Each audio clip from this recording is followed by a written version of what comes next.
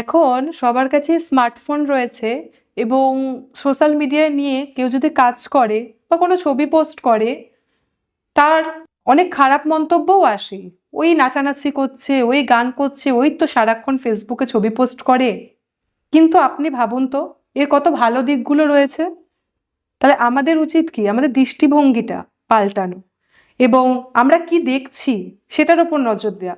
আচ্ছা বলুন তো, আমরা যারা খারাপ মন্তব্য করছি সোশ্যাল মিডিয়াকে নিয়ে, আমরা যখন কোনো একটা রান্নার রেসিপি পারি না, আমরা কি ইউটিউব খুলে সেটা দেখি না? আমরা যখন কিছু পড়াশোনায় আমাদের আটকাচ্ছে, বা আমার সন্তানকে আমি যখন পড়াতে গিয়ে কোনো কিছু আটকে যাচ্ছে, আমি তখনও ইউটিউব খুলে বা কিছু খুলে সার্চ করে দেখছি এটা কিভাবে করলে ভালো হয়। আমাকে কিন্তু সাহায্য করে যথেষ্ট। আমি যখন নিজে এখনো আমি পড়াশোনা করি, যখন আমি কোনো পড়াশোনা বুঝতে পারি না, তখনও কিন্তু এই ইউটিউবের মধ্যেই বিভিন্ন রকম ভালো ভালো স্যাররা রয়েছেন, তারা কি সুন্দর ধরে ধরে আমাদের পড়াশোনা শেখায়।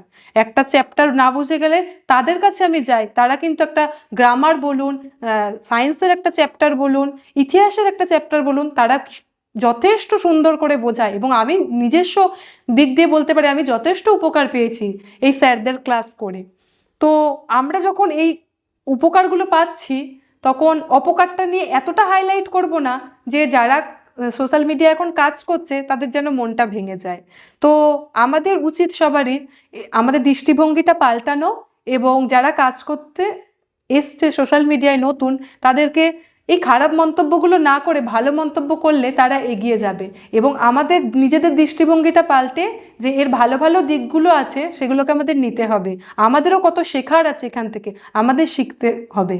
এবং সেই শিখে আমরা এবং আমাদের বাড়ির সন্তানকেও, আমার বাড়ির সন্তান কিভাবে দেখছে, বাড়ির সন্তানের কিভাবে কি লাগবে, এখান থেকে আমরা কিন্তু নিতে পারি।